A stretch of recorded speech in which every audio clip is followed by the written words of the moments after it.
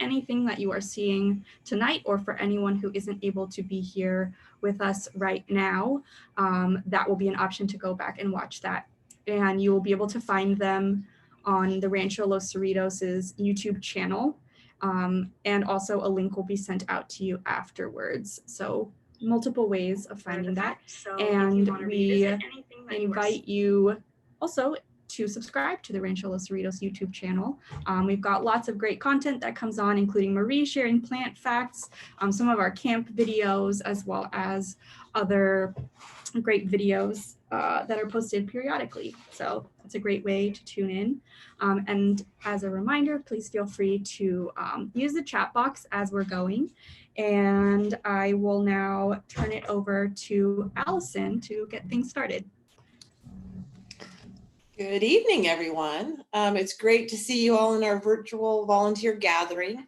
I am so glad you all are here, since I know we are competing with the DNC, but I know tonight will be a fun night here at our gathering. As you'll hear later on, we are opening the courtyard on August 26th, and Laura will have more information to share. Also, Krista will be sharing more about our September fundraiser that we hope everyone can help us with. Long Beach Gives. Our museum shop is open and you can order items online, schedule your pickup time, and come on site to pick up your package. And every purchase helps us keep our doors open. Mallory will be talking a little bit about site use as well. And I am extremely excited about our presentation tonight with the RLC Players. So I am going to turn this over to Megan.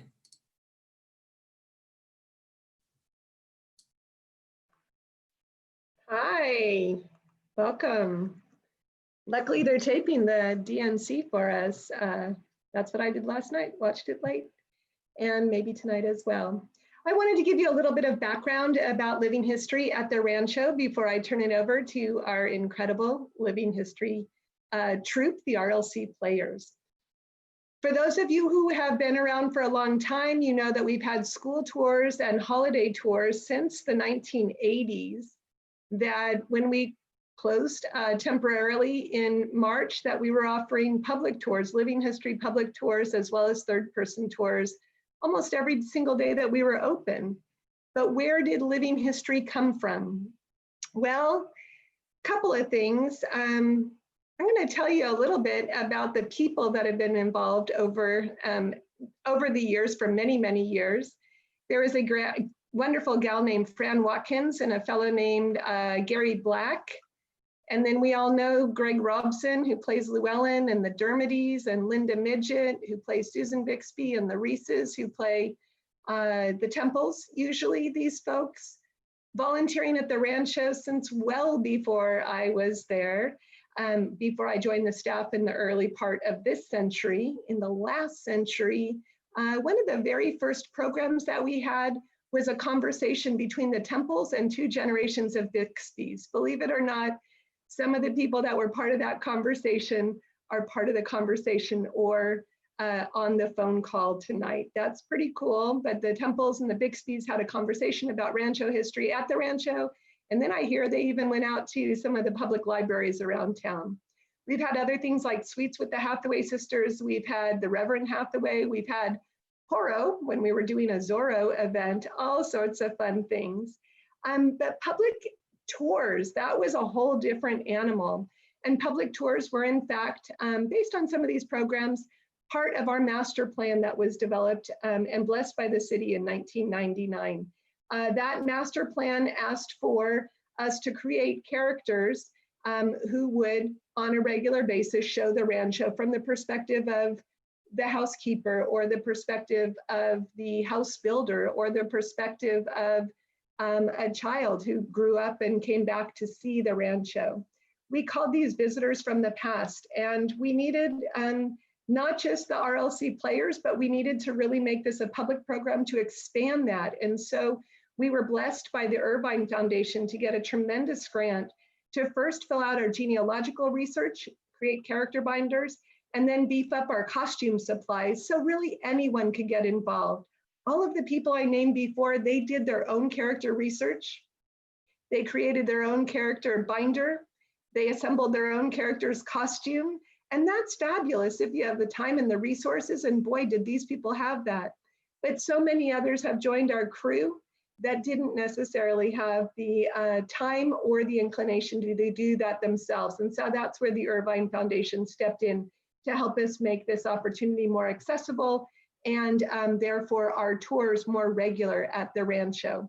Somewhere in about 2005, Ellen and I and Gail Dermody and Linda Midget were sitting down and discussing how we could in fact make these tours more regular. And we were so excited and so bold and so determined that we figured we could at least do them on the 5th Sunday of the month.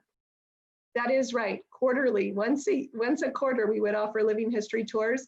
And then those were so popular, in fact, sold out, that we had our early version of timed tickets for that. But we started offering them on the 5th weekend of the month, and then on odd weekends of the month, and on and on and on, with the help of lots of character research that was coordinated by Steve Iverson and Kathy Shea. We ended up with our first training class. Actually, Alana was part of that with her dad, and several others of you on this phone call were part of our first living history training class. And now we've separated that into docent training and workshops for living history volunteers, third-person docents of the house that want to create a first-person character. We'll hear just a little bit about that later. But I wanted to give you some background so you'd know why we have such vibrant and active group of living history docents. And tonight, our feature presentation brings us all the way back to the roots. This was a vignette that was presented at one of our galas. It's a vignette that was written by our RLC Players, 2 of whom have been around since the very inception of our living history, that is the Dermodys, joined by Kim Bemowski and the Phillips. In their presentation tonight, how the city was named, or was it? All right, everyone. It does take us just a moment of shuffling to prepare for this role or this event. So thank you for your patience and bearing with us. We have to set the scene accordingly. So here we are almost ready.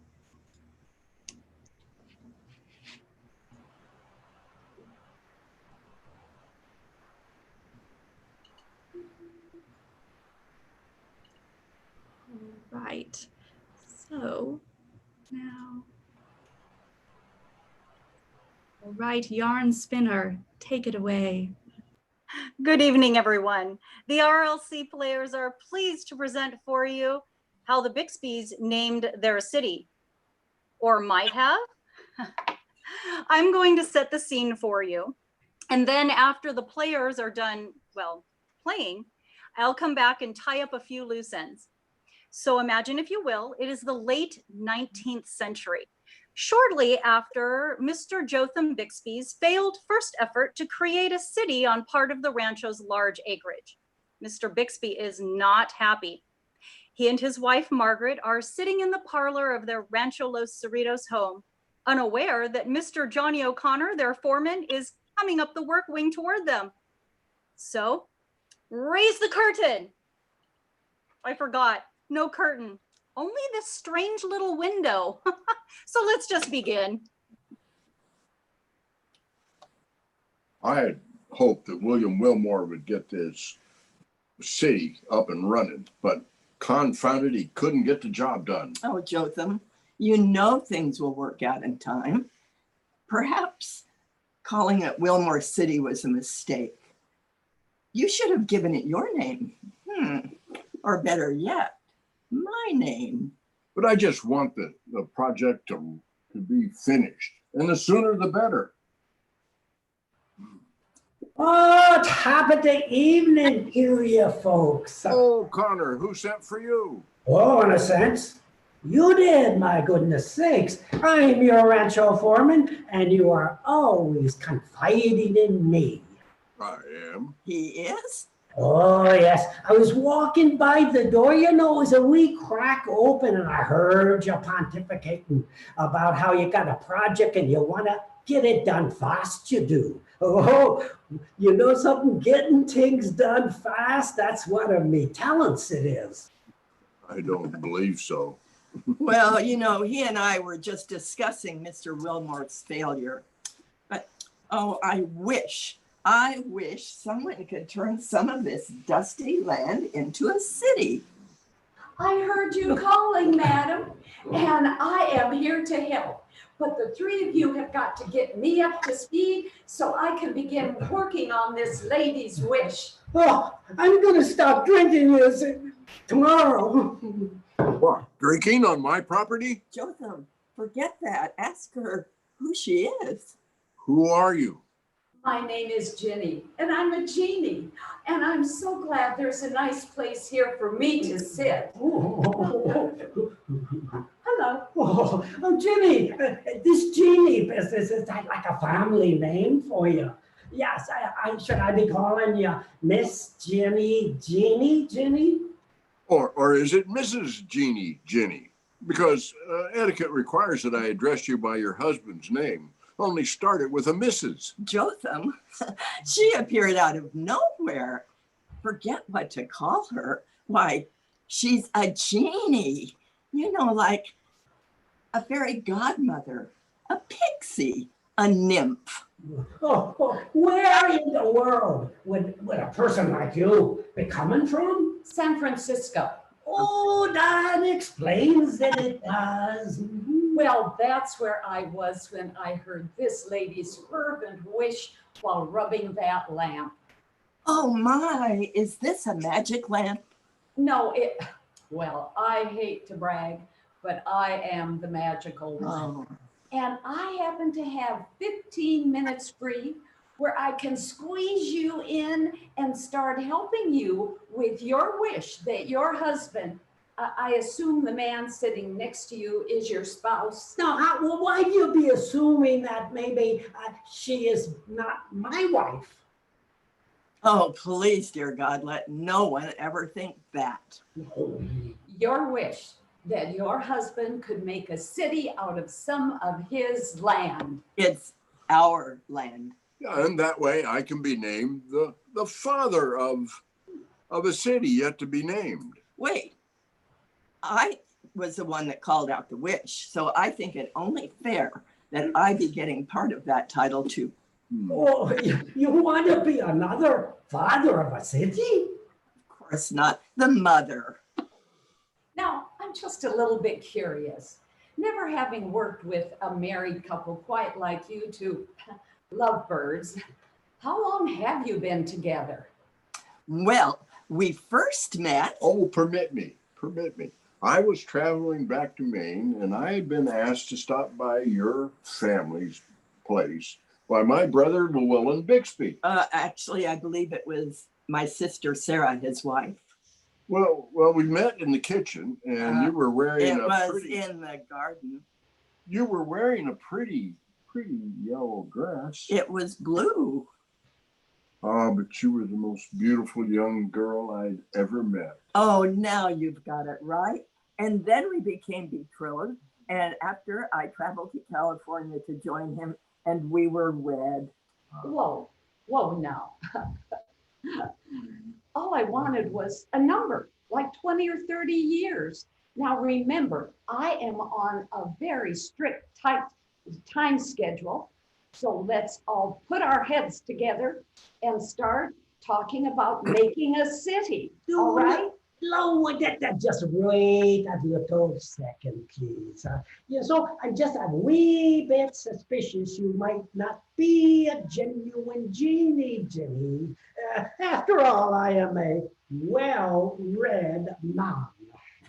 You are well-read. Well, the truth here is, it's my lady friend. She reads and reads and reads to me. So I am a well-read too, gentlemen. Oh, Johnny, you are so fortunate to have a friend like that. Why, I've been reading Longfellow poems to Jotham for years, haven't I, dear? Yes. endlessly. Oh, my point in this, is that my lady friend just read a book a little while ago, and it was all about the genie and all that. Let me think, it was called Aladdin and a Full Lamp. Could it be Aladdin and the Wonderful Lamp? Oh, 'tis the very one. Oh, and in it, that's where I learned all about the genies. And so, when she read that, I discovered that a real genie got rubbed right out of the lamp, and it was an Arabian male genie, a man genie, not the lady genie like you. Well, let me tell you something. I just happen to be an American lady genie, and anything those men genies can do, we lady genies can do much better. And a second thing though that bothered me was you're not dressed like a genie. You're supposed to have long trousers that are real baggy. I am dressed in the very latest American women genie clothes. Oh, although some of our younger genie gals do dress a little inappropriately, no matter. Well, the third point is that you talk about how you got to be solving problems from people who are working. If you're so magical, why don't you just magically do it? Oh, he's got a good point there. That's because we American genies are specialists. We lady genies, we help our clients to fix their problems. We don't take away all their self-esteem by simply going and doing it for them instead of letting them do some of the work themselves. Oh, I like your thinking. Let's roll up our sleeves and get to work. All right. Now, the first thing you need is a lot of land for that city to sit on. Oh, we got it, we do. What do you mean, we? We're the we with the land. Yes, my rancho has 27,000 acres. Well, I can set aside 4,000 acres to build a city. So when you be doing that, if a bloke like me wanted to buy a few of them acres, how much would it cost me? $25 an acre, and not a penny less. Oh, now nobody's going to be paying that kind of money for land there. Well, of course, I don't expect them to have any interest in that worthless beachside property. Oh, and that's a true statement because you can't grow nothing in sand. And they got water everywhere, but you don't make a penny off of it unless you have a port, and you're never going to be getting one of them. Well, how's this for an idea? You beach a big ship, rig up a ramp to the land, and turn it into a hotel. Focus, please stay focused on making a city. Now, our second need for a city is people, a lot of people. Well, I'm already working on that. I'm a member of the American Immigration Society. Why, we're encouraging people from all nations to come to California. Oh, you just said the right words. You are working on it. That means I am empowered to help you with a little bit of magic. Abracadabra, let flood tides of immigrants from far off lands come flowing in to California. Oh, wonderful. Oh, when will they be showing up? Oh, well, we genies can't foretell the future, but trust me, they will be flowing in. But that's down the road a bit. Oh, down the road. Yes. Mhm. Now, to make them want to come here, you need a name for your city. And it should be something a little bit descriptive. Well, we live along in Sandy Beach. So I'm thinking we should call it Sandy Beach, California. Oh, I vote against that. I do. Well, who gave you a vote? Yeah. Now, the sand, it's just clean dirt. Oh, yes. And it's too impersonal like.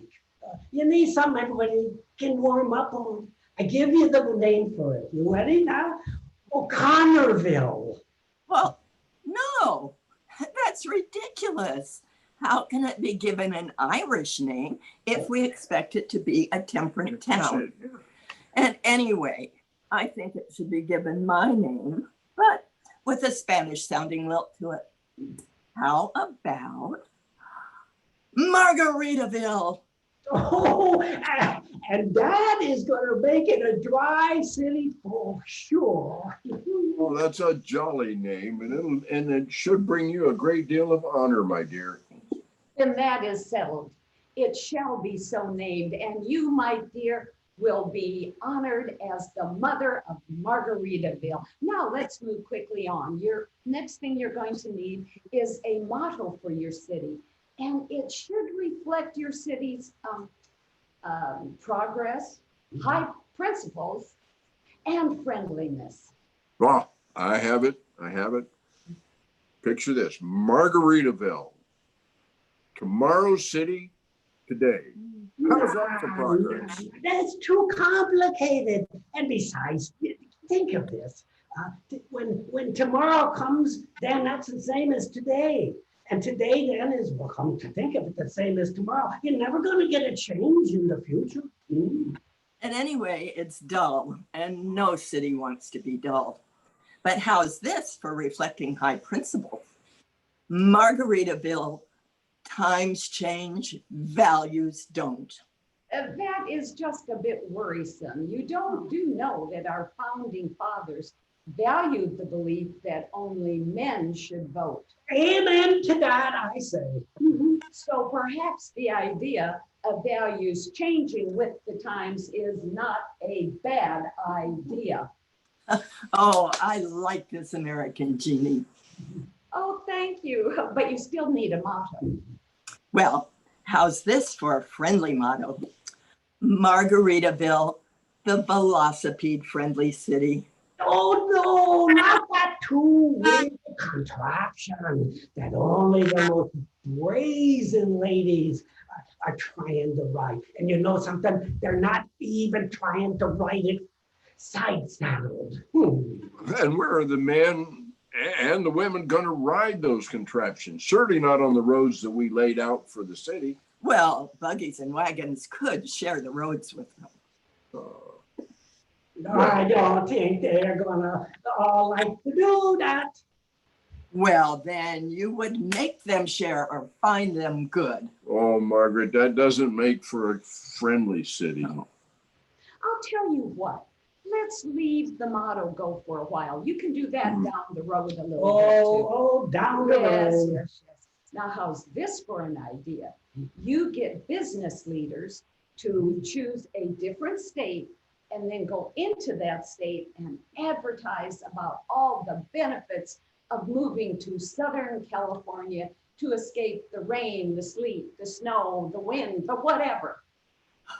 I know. Let's pick Maine, the very state where I met my true love. Oh, I remember that just as though it happened a minute ago.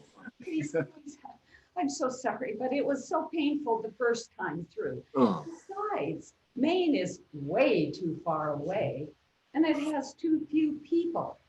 What you need is a state closer to the center with easy train travel. Iowa. I do believe he has an idea there. In fact, he's even given you a motto for your new city. I did. Yes, you did. Iowa by the sea. I did. Oh, Mr. O'Connor, I do believe I have underestimated your intelligence. That's because so often I hide me bushel basket underneath me light. Or maybe I haven't. I'm sorry. I'm getting a message. Yes, there are some people east of here who wish to build a city also, but they have no land, and they've even named it, although they have no lakes or woods nearby, only sugar beets. Oh, What a challenge this is going to be. I'll be right there.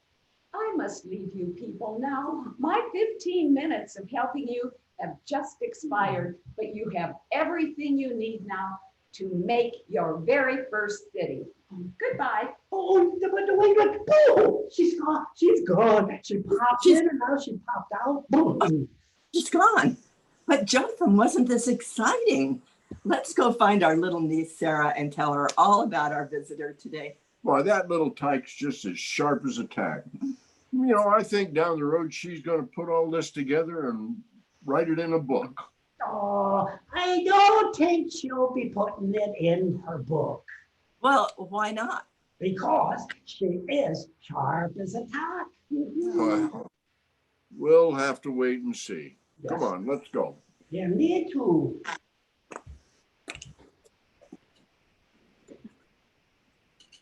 Yarn spinner. Ah, you're back. Well, ladies and gentlemen, while sharp as a tack, little Sarah Bixby did grow up and write a book called Adobe Days about her life here at the Rancho. As you can imagine, what you have just witnessed is nowhere to be found amongst its pages. Now, Long Beach, the city of Long Beach, was shortly thereafter named. Now, we know that Jotham and Margaret never wanted a city named after either of them, but we think they were pleased that it was given its title by the Long Beach Land and Water Company.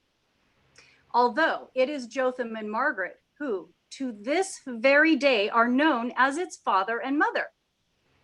Now, Jeannie's plan of zeroing in on an advertising campaign in Iowa did result in Long Beach being known as Iowa by the Sea, although no one really remembers anything magical about the title.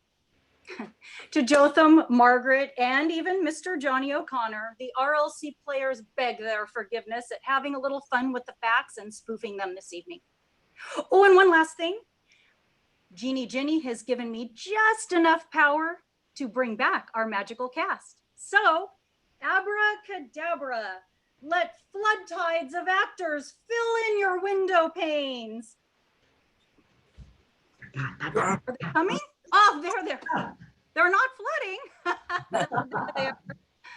So I am pleased to introduce as Mr. Jotham Bixby Floyd Phillips, as his wife, the mother of Long Beach, not Margaritaville, Long Beach, Mrs. Nancy Phillips, as the ever popular Mr. O'Connor, we have Gene Dermody. Oh, and I beg the pardon of Johnny. He's turning over in his grave. Oh. Only Johnny, huh? The magical Ginny, or Mrs. Ginny, Gail Dermody. And I am Kim Bemowski. Thank you so much for joining us this evening. Bye-bye. Bye. Let's hear it for those RLC players. How fantastic. Oh, and now they're disappearing.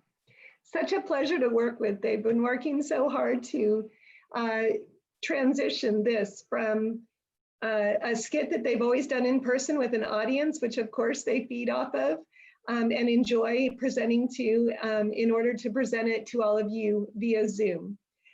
I actually want to tell you not just our great thanks to them for continuing to work even virtually on Rancho programs, but because of their legacy, I have the great pleasure of being able to introduce to you two of our newer living history docents.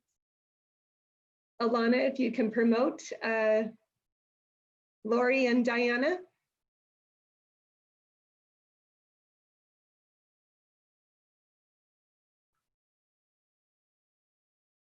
And then Lori and Diana, when you're promoted, if you could please share your screen.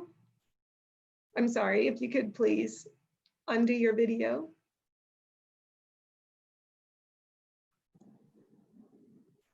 Where's Diana? There she is. All right, I'm gonna have Lori Adams introduce herself first. Well, I've already introduced her. Why don't we have her introduce her character? Good evening. I am Adelaide Bigsby. I have Margaret Bigsby to thank for my name now. I met Margaret at one of my swamp revival meetings in Buena Park. And this led to her introducing me to her brother-in-law, now my husband, Marcellus Bigsby. And we became fast friends, and we are till this day. So I am very pleased to be here this evening with all of you and look forward to seeing you at the Rancho in the future. And I see my other sister-in-law has arrived, Miss Martha Hathaway. Hi, Martha. Good evening. Good evening, everyone. My name is Martha Nichols Hathaway, and my story starts New Year's Eve in 1846, when I was born in Skowhegan, Maine. I am a devoted educator and love my church. I'll tell you a secret about something I found in my nephew Llewellyn's bookcase in the parlor. Oh dear me! I see on my timepiece that I am out of time. You will need to wait to hear the rest of my story. Bravo, ladies. Thank you so much for being able to be here tonight. We appreciate that tremendously, and it's so exciting. Laura and I have been working on Zoom with not just Lori and Diana, two others as well, but we've been working on Zoom since May. I think we meet about once a month or so to do virtual workshops, because all four of these folks are so experienced as docents at the Rancho. They have spent some of their time in quarantine reading about their character and developing their ideas for presentations. Of course, we're not giving house tours right now, but they are going to be ready to go long before we're able to open those doors, because I think they're pretty ready to go right now. The other two are Brian Chavez. Some of you know him as a former Getty intern. That was some years ago, somewhere around 2013. He has subsequently helped with camp. He's helped at Christmas. He's helped in so many ways at the Rancho, and he will soon become Manuel Liara, one of the people from the tenant era. We also have yet another Martha, because another docent, Sherry Ferris, who has been giving third-person tours for some time now, will soon become Martha Hathaway as well. And tonight I have the great privilege of shifting gears just a little bit to talk about the Volunteer Council volunteers. We have yet another Martha, can you believe it? We have Joy Zadaka rejoining the Volunteer Council. She was on it for a term several years ago. She does play living history character Martha Hathaway for school tours. She plays Martha's teacher for Martha Hathaway for public tours, Martha's teacher for school tours, given the generational difference, but she's also quite an active curatorial volunteer, and she's going to join our Volunteer Council as the curatorial rep. We have announced previously, but I want to just give a shout out to Donald Specker, who's going to join the Volunteer Council as the garden rep, and Robert Benson, one of our active school and house docents, who will join as the school docent rep.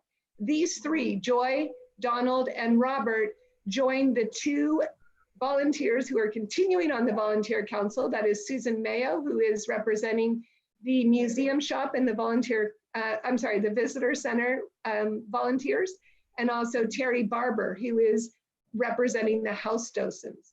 You should be getting an email from at least one of them, depending on where you volunteer at the Rancho. But if you volunteer in multiple categories, you should be getting multiple emails about once a month. Check for their contact information in Quick Notes. It's always in there if you're not currently getting information from your Volunteer Council rep. My last thing before I turn it over to other staff to share some great information is that we have two outgoing members. So this is not just a hail to our new members, but a thank you and farewell to our outgoing Volunteer Council members. Jean Marquez, who has been so ably representing the school docents, Emily Rader, who has so capably been representing our curatorial docents, and Alan Fox, a board member as well, who has been capably representing our garden volunteers for the past couple of years. All right, I am going to turn it over now to Alana. Hello. I just want to make sure I'm getting all of our staff. Well, I'll turn it over to Megan now to check and make sure that all staff are here. I did see that Laura has her hand raised. I tried a chat, but I don't know if she saw that. Laura, you can talk right now. Oh. I was just trying to clap our incredible living history presentation. It was very good. All right. For those of you who don't know, and also as a review for those who might have heard it before, camp went virtual this year because of COVID.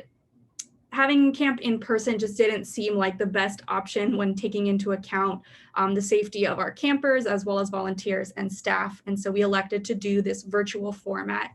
And so it was a combination of in-person Zooms, kind of like this, but a smaller group, and then independent activities that our campers worked on at home in between the Zoom sessions with materials that we provided in a camp kit.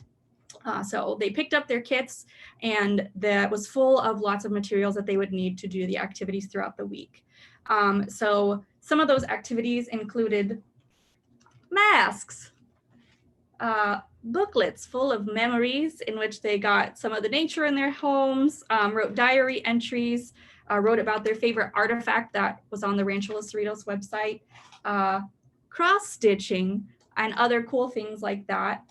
And then our Zoom components included some variety as well. And so I will pull up something. So I've got some visuals to share with you. So here are a couple of the group shots. This was our nature camp. Not every camper participated in every Zoom, but this was one of the groups of campers for nature.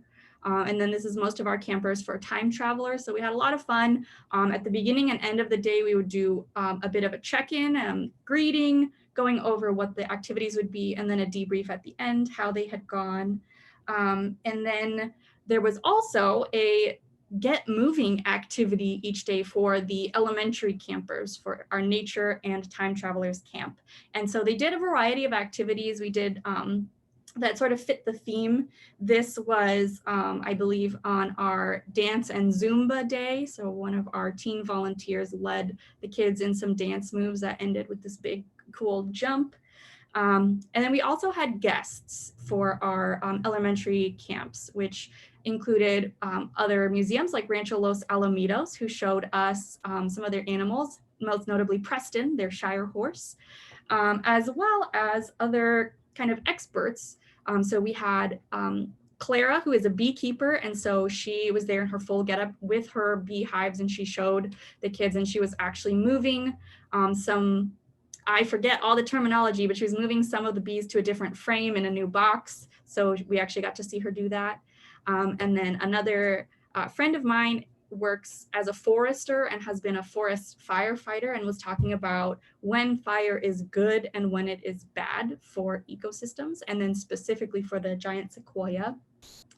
And then we also had volunteers who were guests. So Terry shared some of his experience working with the Equestrian Center and how to take care of horses. There were some cool pictures of kind of behind the scenes, checking the teeth and stuff for the horses.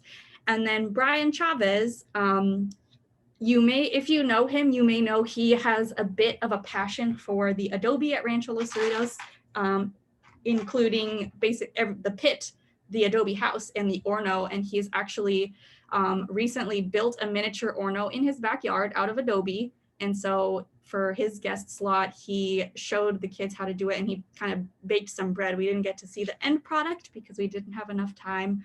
But what he was also talking about some of the foods that were really important during the Rancho time period of RLC's history. With our middle schoolers, we spent a little bit more time on Zoom and had a little bit more interactive components. And so I don't have as many screenshots of those, but we also played some games. So I had an Oregon Trail card game that we played that they got very into, got a little cutthroat, and then a Rancho version of the game Cranium, as well as some other kind of games that we played. And then one of their final activities was to create the You Museum. So if you made a museum that represented yourself, what artifacts would you put in there? What would represent you as a person? And then to choose a specific artifact in that museum to showcase. So this is one of our campers who, in her neighborhood, they have a rock garden where people paint rocks. And so you can sort of swap rocks. So you take one there and then you leave one there and take one with you. And so she had this one that's an anti-corona rock that she shared with us. And then this is another camper. Her featured artifact from the Zoe Museum was this chicken. And so she shared a story about how this chicken spurred a whole series of short stories that she wrote that started in the 5th grade with an assignment at school. So it was a pretty interesting experience. The middle schoolers also were a little more interested in sharing what they'd made. So it was really cool for me to get to see all of the things they put in their museums and see what their chosen artifacts were that represented themselves or their quarantine experience. And then for all of the camps, we had a scavenger hunt at Rancho Los Cerritos on the Friday of camp. And about 80% of the campers did end up coming on site. So here's a couple of our middle school campers that were all there around the same time. And so we had the hour before public hours started was opened up just to campers and their families. They came on site and did a little scavenger hunt. So with the live Zoom, the independent activities, and this one on-site component, tried to capture the spirit that camps have had in the past. And it was a lot of fun. It was definitely very different, but interesting, and still great to engage with the campers in this new way. And we did have some of those camp kits left over. And so in an effort to reach even more people, we are going to be offering those for sale for about $20. And so if anyone wants to purchase those, it will include the materials for the crafts as well as access to directions and tutorials for those crafts. So basically, pretty much everything from our camps other than the live Zoom in-person parts. So they would get those materials and directions for those. So those will be available for those who would like to purchase them. And we also, if you were at the last volunteer gathering, I think we sort of debuted the Sherlock Bones video. And so there are 10 episodes of Sherlock Bones Investigates that are on Rancho Los Cerritos' YouTube channel. If you are interested in going back and watching them, it's little snippets of Rancho Los Cerritos history. So each one has a slightly different topic. And it's a lot comparing the modern to the old-fashioned or to the Victorian or whatever time period it is. So there's 10, they range from about 5 to 10 minutes. Some of them are a little longer. And they also feature some other Rancho staff and volunteers too. So that's it for me. If you have any questions about things, you can put them in the chat and I will be checking that. So for now, I'll turn it over to Mallory, who's also been doing some cool stuff virtually. Thanks, Alana. Cool. Well, hi, everybody. If you don't know me or you haven't gotten to know me that well, my name is Mallory and I do the special events and site use here at the Rancho. So that basically means all the weddings and the fun private events. And then I also help out with all of our public programming too. So with that, since March, site use really hasn't been doing very much for us. Just a lot of people weren't able to host their events that were already on the books, or they elected to reschedule so that they could still have the type of event that they wanted to have without having to downsize or put any restrictions on their celebration. So that kind of got me interested in, wanting to come up with different ways that we could reincorporate site use once it was safe to do so. And one of the things that I've been able to come up with is this idea of live streaming weddings and elopements and small little ceremonies.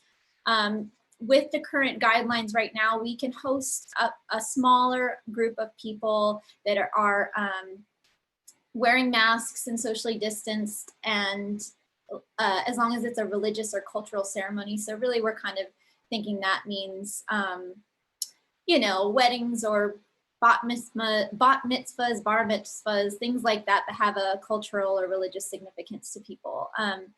So what we did was we acquired a digital camcorder, and it came in a little kit, has some tripod and a fancy microphone, all of that good stuff. And it allows me to create a webinar very much like what we're in right now, where invited guests can see what the Rancho is broadcasting. So usually that means the little ceremony. And so basically I become your unofficial Zoom MC host of your wedding. And so I'm going to share my screen and kind of just show you a little presentation that I put together based on a live stream wedding we had 2 weekends ago. If Alana wouldn't mind letting me share my screen. Just one moment to find it.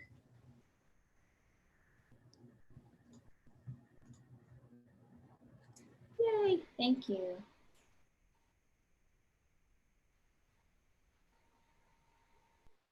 All right, so what I did was I created this little slideshow presentation that kind of shows up when you are an attendee of these events, and it is super cute. It has our name up here in the corner, and then also the couple's names, date of their ceremony, things like that. And it kind of walks them through, and you may notice if you joined the call earlier today that some of the imagery is the same because Alana and I like to collaborate.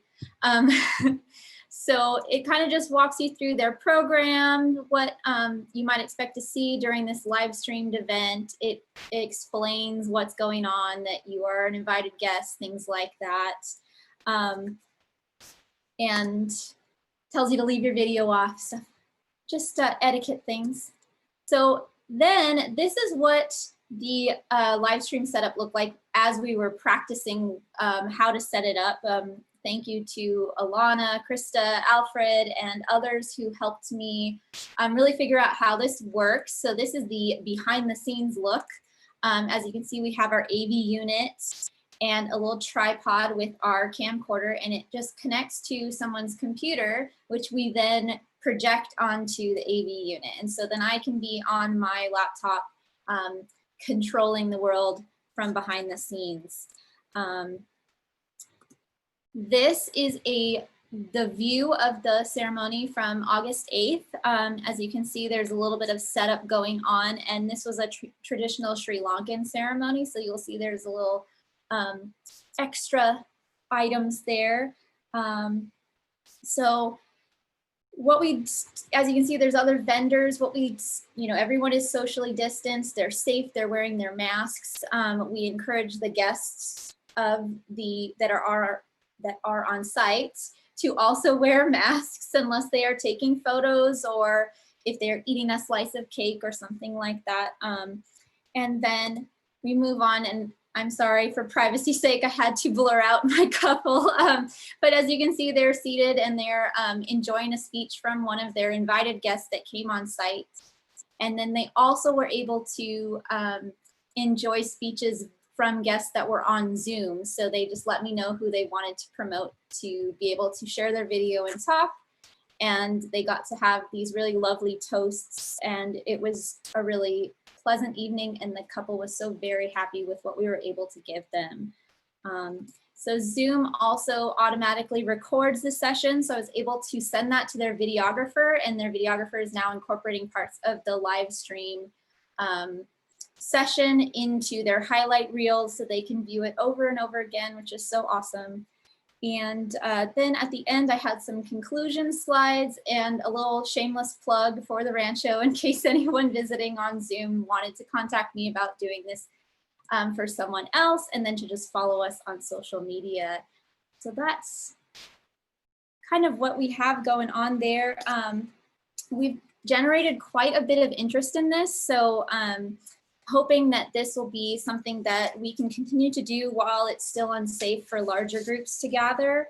So if you are volunteering at the Rancho anytime soon, you may see me around more frequently. I'm getting a lot of interest in these socially distanced cultural and religious ceremonies. And you may see some increased guest traffic on days that we have these events, or if there's a photography session or anything like that. So just be aware that I'll be around and you can say hi, and let's all do our best to just be very welcoming and positive and happy for all of these people coming onto our site to use the beautiful Rancho Gardens in a different way right now.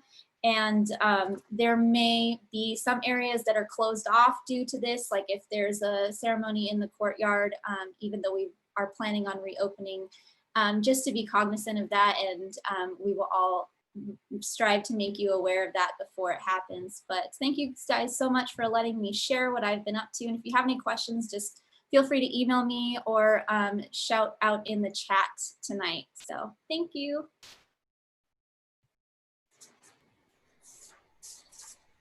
And I believe Krista has some information to share with you all as well. Yeah, hi everyone. So, we're putting on all these great virtual programs and we're reopening the courtyard and everything. And so to support those efforts, we have been selected to participate in a fundraiser that is happening in September that is called Long Beach Gives. And we did participate last year, so some of you may have heard it before. So I'm gonna go ahead and share my screen. Oh, Alana, can you make it so I can share my screen?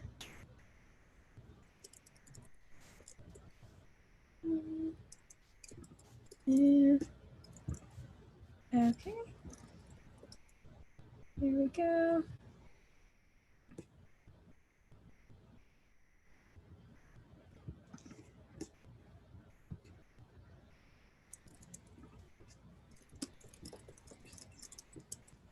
Okay, so Long Beach Gives is going to be happening from September 19th to 24th, and it is an online peer-to-peer fundraising event. So the Long Beach Gives committee got together and they selected what they think are the best nonprofits in Long Beach that represent the city and do a lot of good for the city. And so, of course, we're one of them.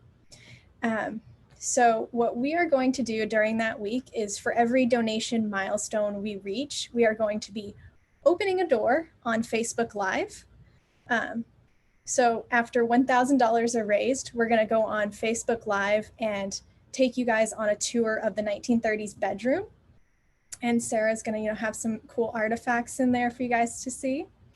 And after $1,500 have been raised, we're going to open up the sleeping porch and take you guys through there and show everyone around. And once we raise $2,000, our big goal, we are going to go on Facebook Live and show everyone a tour of the parlor.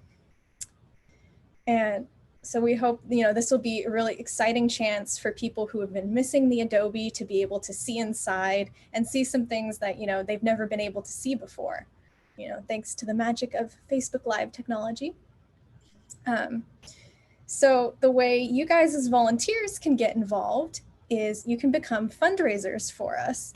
And so what a fundraiser does is you go onto our Long Beach Gives website profile and you write a little bit about why you support the Rancho. And then that just, your little show of support helps encourage your friends and family and anyone who reads your story to donate and help us out.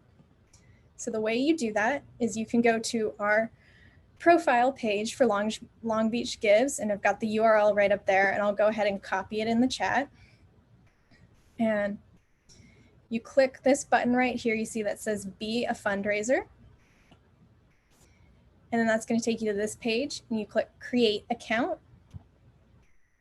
And you're just going to enter in, you know, your first name, last name, email, and create a password for yourself, and click that orange Create Profile button. And then this is where you get to tell your story and tell everyone why you volunteer for the Rancho and why you support us. You know, there's pre-filled information in there. So if you just want to say, I support the Rancho, that's fine. You don't have to go into detail. But if you want to, we'd love to, you know, hear and be able to share with people why you support us. You know, so you can go ahead and write in a title for your fundraiser, or you can just say, join me in supporting the Rancho. And then in the summary portion, you write in, you know, what it is that you do. You can tell us, you know, how long you've been volunteering and why it is you support us. And then you also get to put in a goal. And that is, you know, the portion that you hope people who read your story will contribute to help us towards that $2,000 goal. So, you know, for my personal fundraiser, I put $100. So I'm hoping that, you know, when people see my personal fundraising page, they want to help contribute to that $100 goal. And that $100 will help us reach that $2,000 goal and open up all 3 of those rooms. And, you know, once you make your own personal fundraising page, don't forget to, you know, share it with your friends, share it on social media, tell everyone why you support the Rancho. And of course, if you need any help creating this fundraising page, you can, you know, leave a comment in the chat right now, ask me, or you can reach out to me via email. We can talk on the phone. I can walk you through it, but it's very simple. I promise you. It's really just it's just a tool for you to help share your story with people online, since, you know, we can't be doing these things in person right now. Okay. Yeah, so if there's any, yeah, thanks Allison for saying you're in for 500. Yeah, I just really hope that you guys can all sign up and help us out, because, you know, the switch to virtual and keeping the doors open is something that I think that our town really needs right now. And it's something that we want to be able to provide for people, but it does take money. Okay, so with that, I think I'm going to turn it over to Marie. I think she has some garden updates.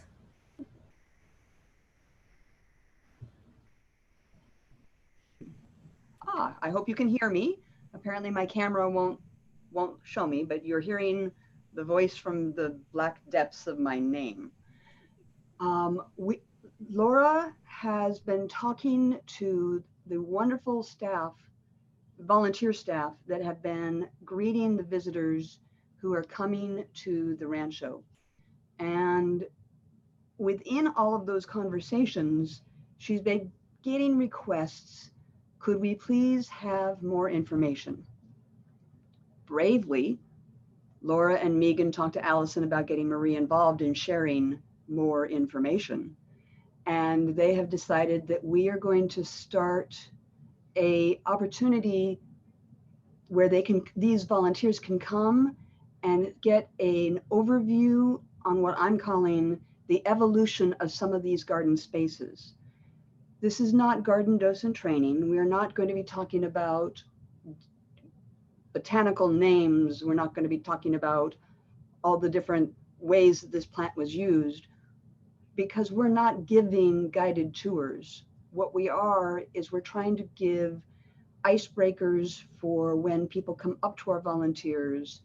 If the guest has a question, the volunteer might be able to say, as a matter of fact, I do know something about that. Let me share you this brief story. All right, if it's coming from Marie, it won't be brief. But when it's coming from the volunteers, hopefully it will be succinct, entertaining, and knowledgeable. And that is what I can provide. So this is going to be something that will be going out. You'll be getting something from Laura asking for what dates and times, Wednesdays and Thursday mornings, are going to be best for you. And then we will be sending stuff out in quick notes, giving that notice as to when it happens. And this will be social. The very first one will probably be an overview, maybe a webinar, much like they've already been doing, where you can hear and see me talk, and then you'll be able to do much like we are today, you can ask questions and I can get the answers for you. After that, they're looking at having no more than 10 people, masked and social distanced, doing a workshop environment where I am walking you through these garden spaces and sharing with you the history and how they have developed to what they are today, and in fact, possibly what they will be in the future. So I hope that that is short enough, succinct enough, and entertaining enough to make you interested in participating if you are already volunteering at the garden.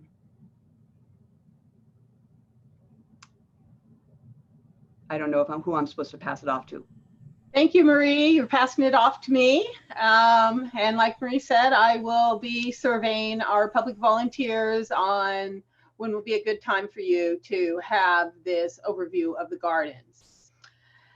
And so moving on, very excited that a week long tomorrow, 26th, we will be in the courtyard. We'll be open the same hours as we have been, Wednesday through Sunday, 1 to 5, and extended hours on 1 to 6. So the person who normally is in the will be monitoring the entrance to the courtyard and making sure that you stay social distancing and a fair bit of time. There were more than 3 family groups and what happened those of and some of them and they will and has made things so that see as possible from the door and will add content to the Clio app that covers those rooms as we go along. So that's pretty exciting. You want to see that? Laura, and, we're yes. having a very hard time hearing you. Well, But so all I right. think we missed almost all of that up until you said Clio app. Oh dear. All right. Well, do you want to take over for me then? That's perfect. Can you? I'm sorry for now you can time, but go ahead and. You want me to go over it again? I think we're so. opening the courtyard. You'll be able to look into the windows. They've been rearranged so that you can see a lot of the stuff. And next day, and go out to and the guests will be able to see that as they go and visit the rooms in the work wing.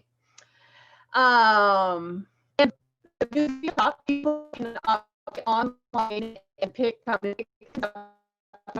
exciting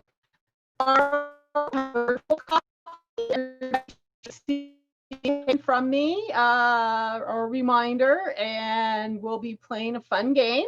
So I hope to see you tomorrow for that. It's going to be instead of a little later. Laura, it's going in and out. Do you want me to do it for you? Sure, go ahead. I'm really sorry. So Laura's announcements, public hours, we're adding the work wing starting Wednesday, the 26th, and we're very excited about that. Virtual coffee hour tomorrow. We've been playing games. This month's game is Boggle, super fun. It's fun to play it with others. It's fun to compete against others. Laura will be sending an announcement tonight on the login, but if you've logged in before, it's the same one. Next month's virtual gathering will be on September 15th. It's always the third Tuesday at 5:30. And you'll look for the login just shortly before that, but we'll have the schedule and the theme and so forth in Quick Notes. Speaking of Quick Notes, this month we're actually looking for some book recommendations as everyone heads back with a thought about education. I know a lot of us love reading. We're looking for your suggestions on what you would like to pass on to others. We're going to ask you for the name, the author, the genre, and in a sentence, why you recommend a certain book. So look for that Quick Notes information is due next week on the 25th. Anything else you'd like to add for Quick Notes? It's always due on the 25th, and then we'll get it out by the 1st of the month. All right, now that we know a little bit more about maybe how Margaritaville was named, Laura has some fun polls for us.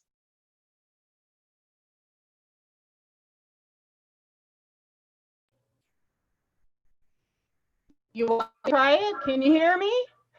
I can now. Okay. Long Beach tries to stay cool, which is something that's on everybody's mind today.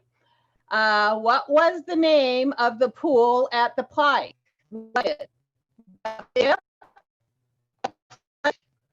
Or swimming and or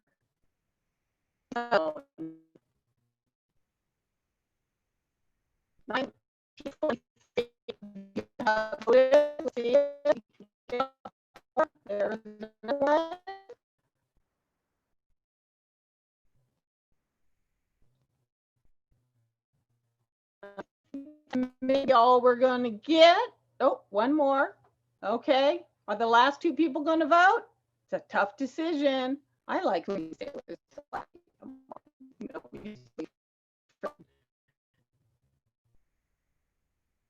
And the results 19 lunch. It's still tough to hear you, Laura, but did they get it right? 90% of the people said the plunge? 90% got it right, yes. Awesome. The next one? Long Beach, oh, no. Where is the next one? Here it is. A special pier. Since 1909, Long Beach planned to build a pier to make the town a premier seaside resort. What was it when it was finally opened at a cost of $1.4 million? Quite a bit of money in 1931.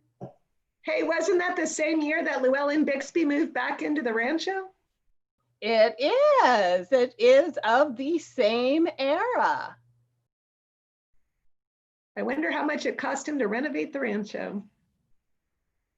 Do we know that? I don't know. We're going to have to ask Sarah or Steve, but I know it cost him $1 plus all of the effort to renovate. All right. Most of you have voted, 19 out of 23. Can we get the last 4 votes in? Okay, we have finished it. And again, the majority of you have the right answer, 74%. And funny, really water. And it more than a quarter mile they created a large lagoon that people would sail, swim. It was a great recreational place there at downtown Long Beach. And unfortunately, it's not there anymore not because it was wiped away by a storm, but they decided that it would be more useful and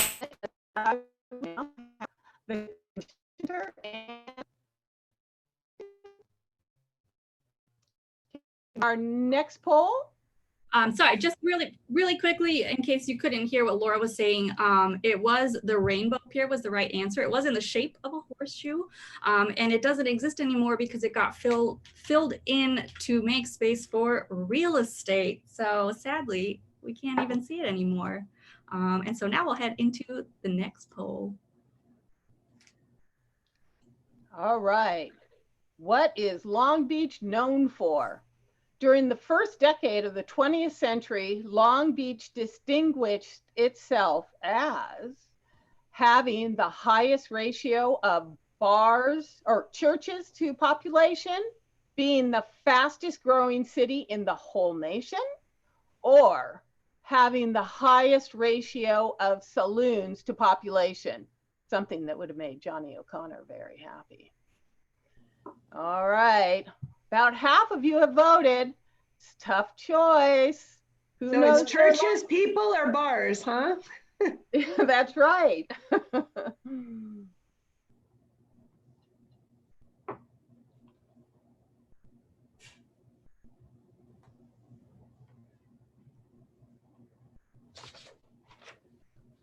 All right, few more people to vote.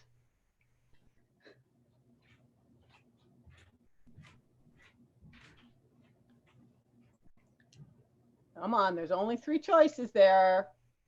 No penalties for making the wrong guess. All right, I haven't seen any more voting. I think we can end it. And you got fooled this time. Only 33% of you voted for the right answer. We were the fastest growing city in the nation in the first decade from 1900 to 1910. And it was pretty evenly though. Most people, the highest percentage was you thought we had the most churches, which is a good guess considering the Bixby's inclinations. So moving on, it is now time for us to start sharing with the rest of you. We're going to try a new thing. Pass the mic. Can you hear me well enough for me to tell my story, or should I just skip it? Yeah, but I'm promoting to panelists. I'm making everyone visible. So give us a few minutes because I think they wouldn't be able to hear you while we do that.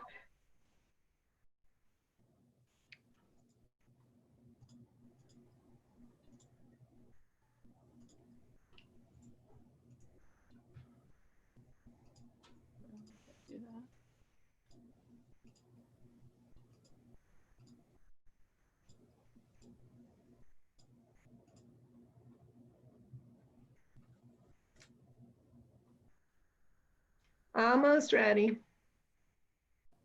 Okay, I see lots of faces. We almost have everybody here.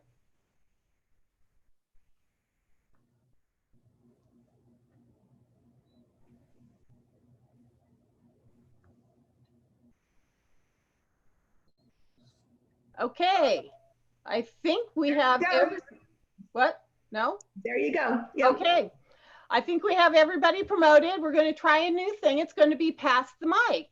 I'm going to tell you a story that has to do with the beginning of Long Beach.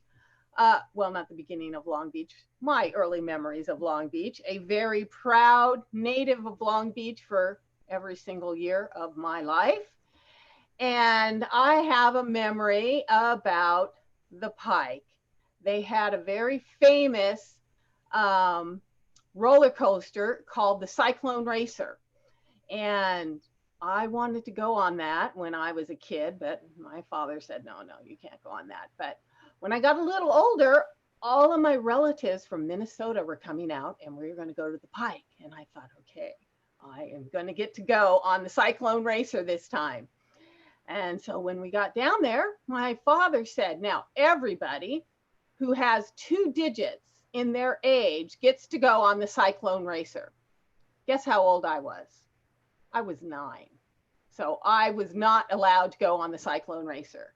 And by the next time I got to go to the Pike, the Cyclone Racer had been deactivated. So I feel very bad that I did not get to experience a quintessential historic experience of Long Beach. And I still haven't forgiven my dad. But anyways, so on the beginning of Long Beach, I am going to ask people if they can remember some early memory of Long Beach, or maybe a memory of something that doesn't still exist in Long Beach, or if Long Beach isn't your hometown, then something, a memory like that of your hometown. So I am going to pick somebody and ask for their memory.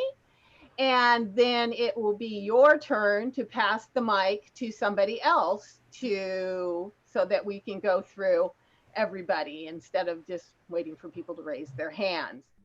So I am going to ask Jacqueline if you could share a memory with us. And if you don't have one, just say hi and then pick somebody to pass it to. Jacqueline? Am I on? Yes, you can hear me? Okay. Actually, I'm going to tell you my first memory of Rancho, which when my daughter, who was in 4th grade, and they were not going on school tours at that time. Her school wasn't. So we chose to go there ourselves to go through it.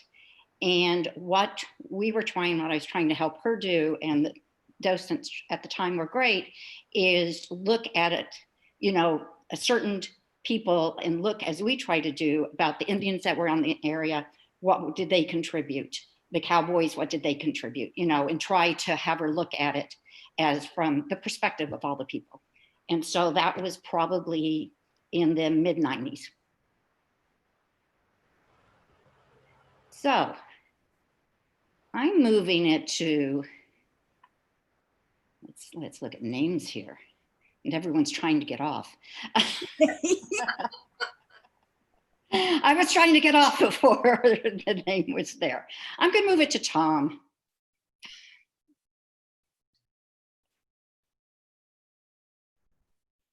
We can't hear you, Tom. Unmute yourself. You mute. Okay. How's that? Good? Okay. Good. Yeah, so growing up, I was, born in St. Mary's, but Christmas time was always a good time. Always had to go to Bufham's, and they'd have a big toy room, and it was just beautiful, and you'd get to see Santa Claus, and it was just always a special time, and the streets were all lit up, and downtown was, it was before Lakewood, and downtown was very special, and that was always a very favorite time of my life, of enjoying Long Beach, and it was great. I love it.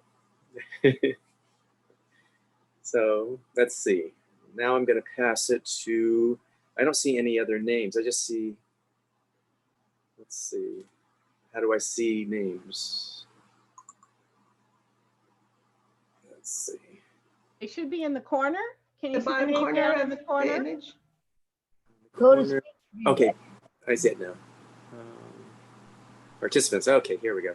I think, let's go with, how about Joy? I don't see it. Pass that. Oh. To Joy Zadaka, if you can unmute yourself, are you able to do that? We'll give him a minute. Okay. All right, we're going to encourage Joy and Chaim to type their comments in, and Tom, you get a call on somebody else. Okay. Let's see. How about Lori? Lori Adams. I have 2 memories. The first memory I have is I was 14, and my mother had a conference. It was a Portuguese something or other conference. For some reason, I was able to come along. And at that time, Long Beach was still very much a Navy town. So it was teeming with sailors. And I was at the age where I was looking around. The only thing I remember was all these sailors around. And then when I came to live in Long Beach in 1980, it was the first place that I looked up was the Rancho, and I did a house tour, and it wasn't until 2009 that I became involved and went back to the Rancho. So it was like a homecoming in 2009. And I've been here ever since, with a little hiatus of a few years, and I'm back for good now. Can't pry me away. And I choose, I saw her And then she disappeared. There you are. My sister-in-law,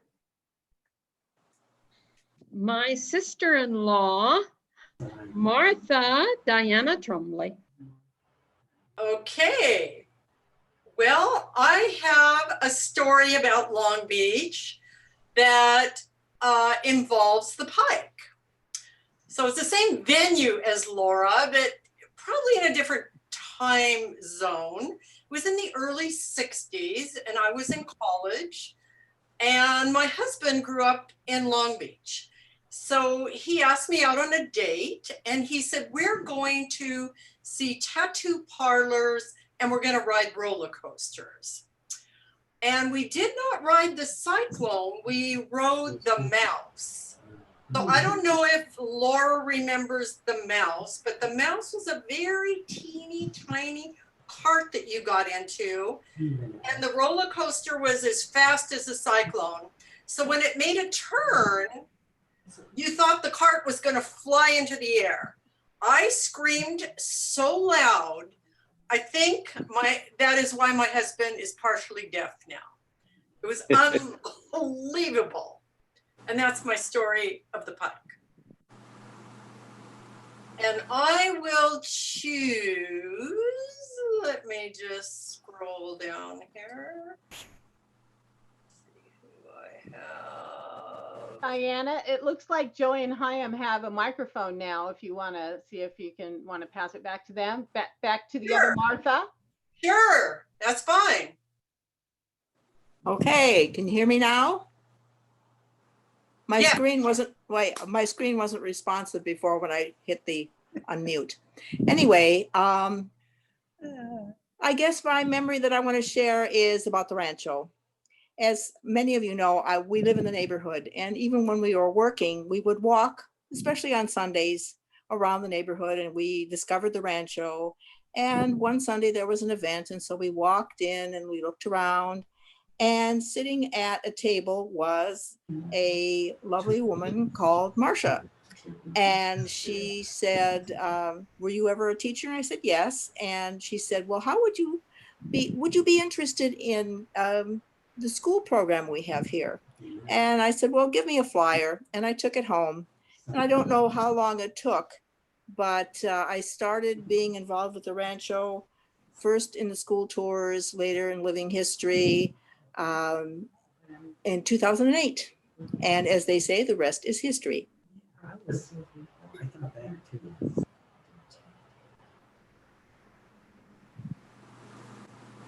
And Joy may not be able to see others. Yeah, I can see others. Let me see. How about Nancy and Floyd?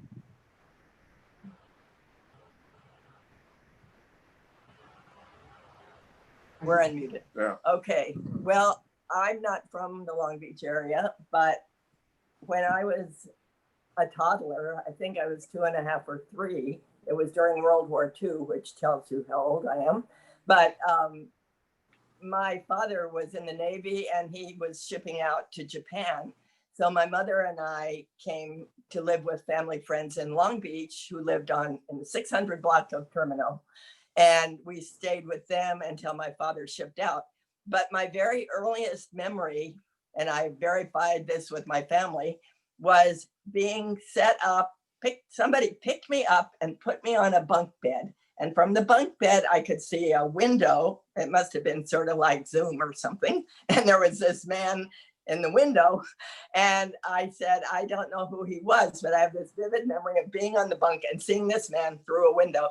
And my dad said, oh, that was the cook, because the galley was right there. So you saw the cook. And that's like one of probably my very earliest memory of Long Beach, except I was only little and I didn't know it was Long Beach. But now I do. That's it. Oh, I have to pick somebody? Okay, how about? Well, Nancy Floyd can also tell us. Oh, well, my introduction to Long Beach was when I went to work for McDonnell Douglas in 1970. We stayed at that Holiday Inn right there on Lakewood Boulevard. And it was a wonderful thing. But what I would really like to talk about is the discovery of the Rancho. Nancy had been to the Rancho Los Cerritos. Alamitos. Excuse me, Rancho Los Alamitos, and we got separately from that, we've got a little notification about living history being done. Now, we had been back east many times and done some and seen some living history. And so when we getting on towards retirement age, we said, you know, we'd really like to do something like that. So when we went down there, we were driving down up the 405 freeway, and Nancy said, well, I think you're supposed to turn off back there. And they said, well, this I might add was the Christmas program he was talking about. Yeah, it was a Christmas program. And so we followed the instructions on the little pamphlet, and we turned right, and we wound up at the Rancho Los Cerritos, and it was wonderful. We just really, really liked that. And we knew that that's what we were going to do at first opportunity. So we studied to become characters and doing a little living history. I thought that was grand. Oh, and by the way, I want to take this opportunity to congratulate Gene Dermody on the wonderful play he wrote. Yeah, he's our script writer. He's our script writer. He did a good job. So, and I would like to add one more thing. When my father was shipped overseas to Japan from Long Beach, before his ship got there, the war ended. So he didn't have to fight. So are we supposed to pick somebody? How about the Dermody? Oh, yeah. Gail and Gene. You're on.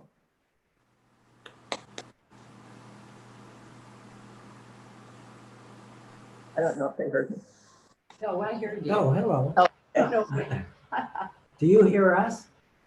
You do hear us. Oh, Yeah. Yeah. And we've got the video. Well, we've got a teeny picture up here. Well, that's what happens, dear. Yes. You know? After all, they're the Bixby's. And Yes.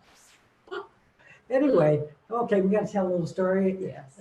The story is about the RLC Players. At first, it was, I don't want to go through all the names. I wished I had the time, but there's about 8 of these people. And I was teaching at Cerritos, and I would college, and I'd come home and I would help fix the pizza for this little group that was in our dining room. And they because we were all writing our own scripts. Yeah, and it was kind of interesting because it was really a historical presentation with the 3 generations, and it took them 2 years to get it written. To do visitors from the past. Yeah, so far, visitors from the past. And so that was and I was pretty good at making coffee and pizza and things like that. Well, what happened then for the RLC Players is after that great presentation, a couple of years passed, I guess, and there was a meeting that they invited Gail to, and I don't know why they invited me, maybe because I always drive her everywhere. And we went to it, and it was to raise money for one of the very first. It was when they were going to close it. The earthquake had closed down the Rancho, and so we had the whole empty Rancho, and they were, want to raise some money. So I sat and listened to all the other ideas, and I confessed that I had no idea what we could do, because those were bigger mover and shaker people than we ever were. But then I said, here's an idea. Since we have 2 rooms, we can use the library and one of the other rooms. And how about if we write 4 short plays that'll be historical, but they'll be humorous. So they'll be making fun of certain aspects of life in the 3 different historical time periods, whatever. And right away they said, oh yeah, that's cool. Yeah, we'll do that. And this is what I want to tell you. We got in the car driving home, and I said, we had never done anything like this. And I said to Gail, oh man, we gotta get busy and work on this. And you know what she said to me after she laughed? No, Gene, you are going to get to work on this because this was your bright idea. And I said, whoa, wait. So the way it worked out is she and I worked on everything we do. And I think we ended up with close to 21 different presentations over the years with too many of you out there, including you too, that I can't mention. I mean, it would take too long. And we love the Rancho and the opportunity it gave us to just do this and have fun. Yes. Okay, let's And pick that was for somebody. both of us. See, we don't have the big screen with No. everybody there, so I can't see. I who's think there. Kathleen Dermody is there Is somewhere. Kathleen Dermody there? No. No. Okay. No, Yes. she just needs Yes. to unmute. I had to find the unmute. I'm not as quick. So first off, I just wanted to say I attend a ton of Zoom meetings, a ton. And I just want to give Alana and Megan and Laura and Yarn Spinner and all of you guys, of course, your actors there, but all of you guys who have put this together, it was great. It was like, this is one of the best Zoom presentations that I've ever attended. So bravo to that. And then my memory is of going to one of the very first Rancho Christmas presentations that I got to see. And that was it was lovely. So I will pass it now on to Ina.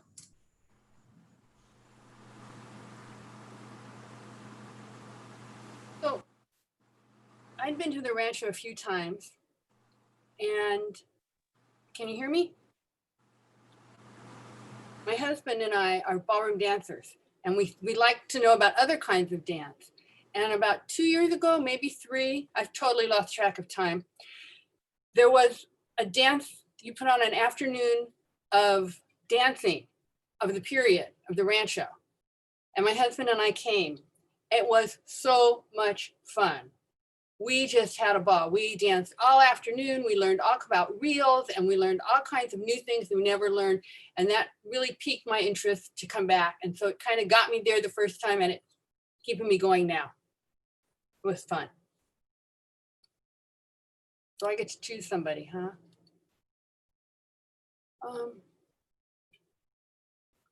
I'm looking. Okay.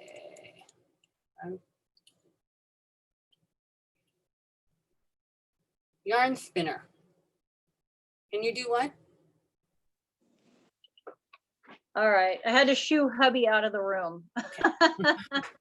He was talking to me.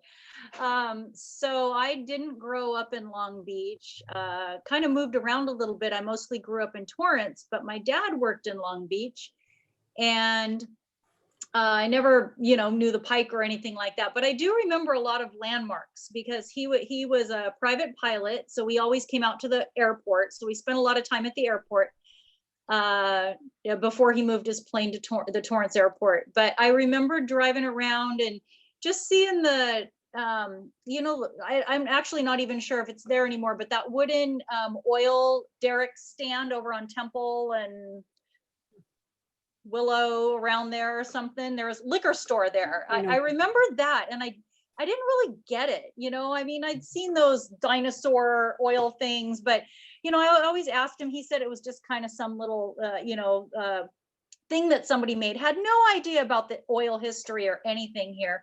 But another place we always went, and I know all of you that have been here will remember it. Remember Dooley's? On Long Beach Boulevard, right? So we always went to Dooley's. I don't know why I drove there from Torrance, but that was like a playground for me. Go figure. Anyway, I hadn't even thought about it in years until a friend of mine is a teacher actually at Dooley school now. And I said, oh, I remember that. I had gone to help her with something and that brought back memories. So yeah, not really growing up, but some things that aren't here that maybe might spark a little memory for everybody. All right, so that's it for me. I have to pick somebody. I don't see a picture, but Lois, are you available?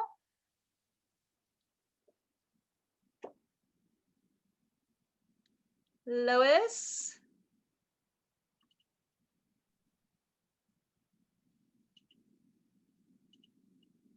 Lois, if you end up unmuting your mic, we'll have you go after the next person. Kim, you're going to have to choose someone else in the meantime. All right. How about Jacqueline? Jacqueline already went. Yeah. I already gave my story.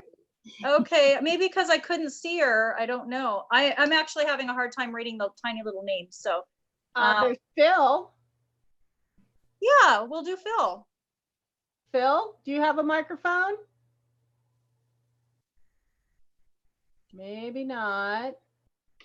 Yes. Yeah. Okay, good. Great. I know, for some reason, and I get something else. Basically, I got two memories of Long Beach. Well, I got several, but you keep talking about the Pike, and that first one on the plunge, I have no problems with. I got that right away because as a Boy Scout, I used to have to go, we'd go at night, and that's where I got my swimming and life-saving merit badges. And you used to go there and you didn't bring your swimsuit. You had to use the swimsuits that the plunge had. They furnished you with that, and they were very itchy, very what they were made out of. But yeah, everyone had a blue, the men had a blue swimsuit and the women had, I think, a red. And then I'd go there and do that at night. And I also went on the Cyclone Racer there at night once, and that's a little scary. The other memory I have is close to what you're talking about on the airport is Signal Hill. I remember going up on Signal Hill, and I think I wasn't sure if we were looking at the city or the submarine races. So that was until the police came around, but that we were notorious for that at night. And that's all I have. And I got to pass. Thank you, Phil. I think the only people that we haven't heard from are Joyce and Martin. Oh, no, we haven't heard from the Reeses either. Okay. Or Marcia. We got lots of choices there, Phil. Okay, we'll do Joyce and Martin. I don't know what I do here. Oh, there they go.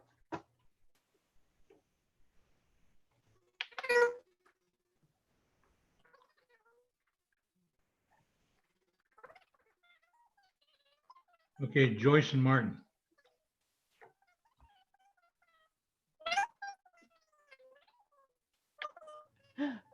I don't think their microphone's working too well. Are you two talking?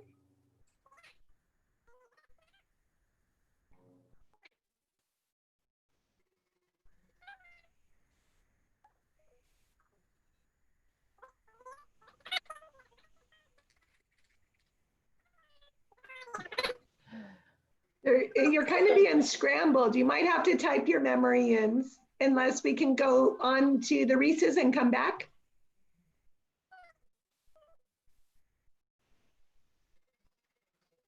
Well, hi everybody. It's fun hearing all these memories from the past. Both Ron and I met when we were both working for Long Beach Unified School District, and even though both of us had gone away to college and we lived outside the country, we found out that both of us had grown up here in Long Beach. So different sides of the city. Different sides of town, as Ron keeps reminding me. But you know, our family didn't have an awful lot of money growing up, and so you know, the Sunday afternoon drives or taking a drive in the evening was something we did. So Ice cream and save-ons. Ice cream at Save-Ons for 5 cents. But Rainbow Pier. Remember driving, big event, driving around Rainbow Pier, Christmas time, driving down Christmas Tree Lane here at Daisy Avenue. You remember the Crest and Town theaters where you could stay all afternoon, and for, I don't remember what it cost, but you got 2 full-length movies and a cartoon, and you could stay the whole afternoon if you wanted to. So yeah, those are the Iowa picnic and In the park, Lincoln Park. in Recreation Park. So yeah, good memories growing up in Long Beach. We had Sherlock Bones with us.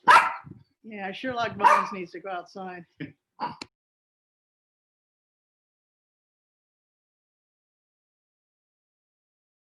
To pick somebody who's left. Is anyone left who hasn't shared? Marcia, and then we can go around quickly to staff. Oh, okay, Marcia. Well, you know, I came to the rancho a long time ago, but I'm writing a book about my life at the rancho. So then eventually you can see that. It's just for people that have something while I can't go there. It's my way of living here without doing something else. But my place that I used to love in Long Beach is no longer there. Is Presto's Books and Magic. And then the Signal Hill Model T race. I was going to say Dooley's, but somebody said that. And then I love going up on top of the Breakers Hotel, very up in the very, very top where they had the guns from World War II and things like that. So there's tons of things I could tell you about. But I'm glad that I at least get to be here. So that's what counts. And I'll pick whoever wants to go. Why don't we go Mallory, Krista, Alana, and then I'll go. I think that would be the last one. Okay. So my family has been in Long Beach for, depending on which side you want to look at, either 3 or 4 generations. So I'm just going to give you some little tales and tidbits of me growing up in Long Beach. So my dad used to tell me that, and I cannot verify if this is true because I was a twinkle in his eye, but when he was a kid, he lived in Naples and he used to put Mr. Bubble in the Circle Park fountain until it overflowed with bubbles. So that is an entertaining story he loves to tell us about how he was a little hoodlum in Naples. He also used to let us catch all the lizards that we wanted to when we went camping, and then we would let them go in the wetlands behind where Trader Joe's is on 2nd Street and PCH right now. So he also said he caught a gopher snake there and he kept it for like 10 years as a pet, which I don't believe that one at all. And then he also used to drive really fast on that road that goes from Studebaker over to PCH that's on top of kind of like a landfill. So it's really, really bumpy. And he used to try to like get us to scream. So that was always fun. Anything else I can think of? Just some goofy stuff from my dad basically growing up in Long Beach. He had a boat and we used to jump in the water and pull out the sea slugs and like chuck them at each other while we were swimming. Just goofy stuff like that. So those are my stories.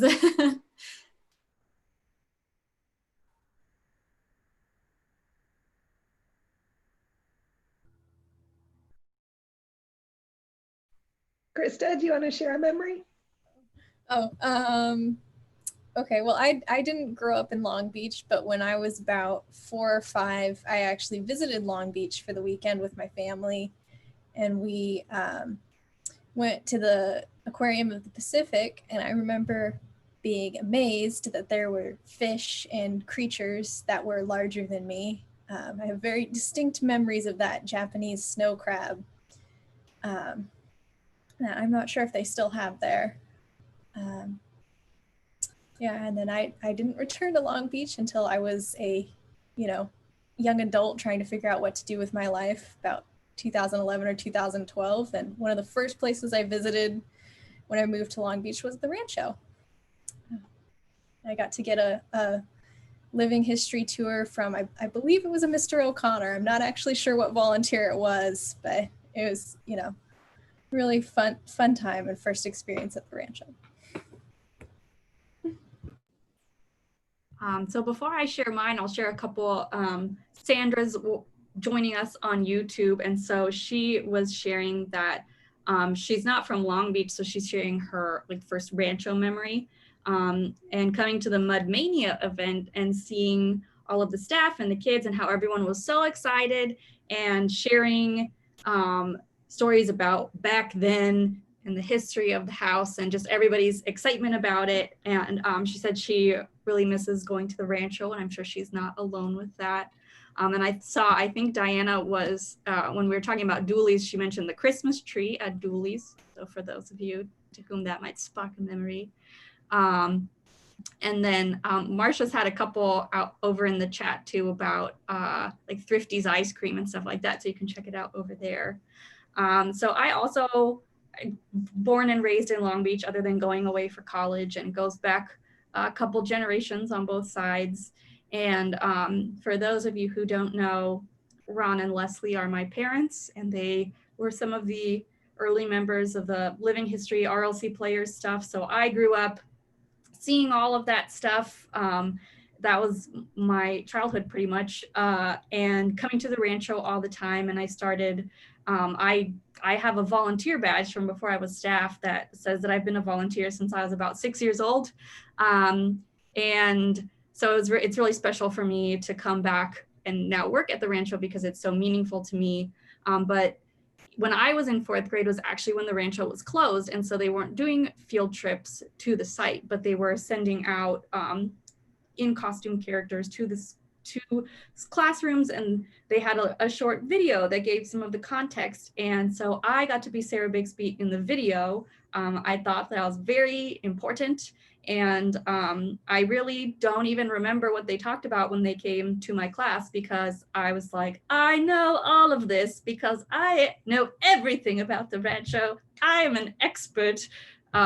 So I just remember like telling everyone that that was me in the video and nothing else about that like field trip experience. There she is in Kim's square. It feels like Hollywood Squares, with Kim's son too. Thanks, Alana. We also have Marie still on the call. Marie, do you have a memory of Long Beach or where you grew up? Well, I did not grow up in Long Beach. I have never lived in Long Beach. But one of the very first times that I went to Long Beach was to go to Catalina. It too is one of those big, exciting, my family was large, and going on a trip was an undertaking. So instead of a big vacation, we would do day trips. So Catalina was one of the highlights. And so you're driving to this harbor and you're seeing all these boats, and it was just very, very exciting. And then Catalina was like amazing to me. And when I was looking for a job, I was just like, Long Beach, that's like the hinterlands. And lo and behold, that I wound up coming in for an interview, and I was given a tour of the site by the curator, Steve Iverson. And as Steve was going around, he's identifying plants. And I'm trying to figure out if it's a test, because he's talking about these things and he's giving them the wrong name. And I'm sitting there going, is this a test? Because that isn't such and such, it's so-and-so. And then after his little tour, I was told that I had 20 minutes to write an essay on the subject that they provided. And they took me down to the picnic area with a number 2 pencil and some loose sheets of notepaper. If any of you have ever been to the picnic area, they're not sanded tabletops. So I have like 3 pieces of paper and I'm trying to write with a number 2 pencil, and I have 20 minutes to determine the fate of the arroyo. And you can't erase anything because you tear the pencil because the point went through it was really an adventure. After that, I had an interview with a trio of strangers in the library. one of whom was Ellen Calamaris. Another was, I guess the other two people were employees of Long Beach Parks and Recreation. And they would give me scenarios of what would you do in this situation and how would you solve this problem? And what is your horticultural opinion on this issue? And nobody smiled. These people looked so serious and grim. And I'm sitting there going, this is a little intense. And they don't laugh. And at one point they were describing, we have an Italian cypress and it's dying. Why? It's just like, do I get to see the tree? They said, no. Do I get to see a branch? No. Can you describe the symptoms? It's dying. Okay. So I came up with two potential reasons of why it might be dying. And then they moved on to other questions. And at the end, and I had to bring in anything that I'd had published and landscape plans that I'd drawn. And so there was this whole, it was quite an adventure. And at the end of the interview, I said, before I leave, can you tell me if I was right about the Italian cypress? And they said, we don't know. The city cut it down and they never found out what was wrong with it. And I about burst into tears going, you've got to be kidding. And lo and behold, I was right with my diagnosis of the Italian cypress. And I am pleased to say that we still have 3 of the 1840s still alive and healthy, and one from 1931, not happy, but healthy and not contagious. And that's one of the things that I take very seriously about preserving and making sure that they survive. So that is how I met Long Beach, and that is how I wound up at the Rancho. Thanks, Marie. She's been preserving our living history collections, our living collections ever since. I think that was somewhere in the mid-1990s, if I'm not mistaken. I just passed my, I think it was 1992 on July 19th. So I think that makes it for 28 some odd years or somewhere along there. Wow. I came a few years after that. I came this century.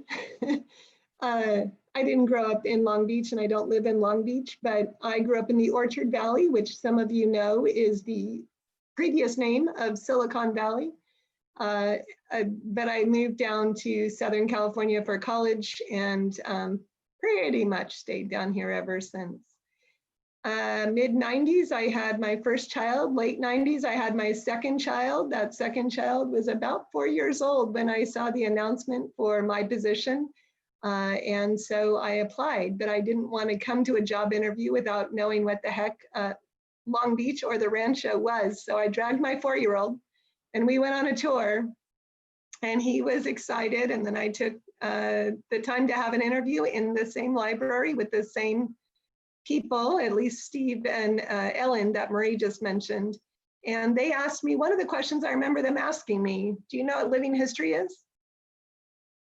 Actually, I said, no, I'm not familiar with that term, but let me guess. And they said, gosh, you're pretty spot on. They said, how would you help us grow those programs? And we've been doing that ever since, haven't we? Not because I do living history, but because many of you do. And it's just so wonderful. It was such a pleasure tonight to have Gail and Gene, to have Nancy and Floyd, to have Kim present something. I have to tell you, when I reached out to them to say, hey, what do you think about maybe doing some kind of vignette, maybe virtually? Gene mails me back a script like that night and says, here's one, we've done it before. Oh my gosh. That's what I get at the Rancho all the time, whether you had to figure out how to do it yourself, Gene, because you volunteered, or now you volunteered to figure out how to do it virtually. Man, the resources we have, in particular the people, but also the building, the collections, the plants, the research the resources we have, and the effort everyone gives to everything they do, just awesome.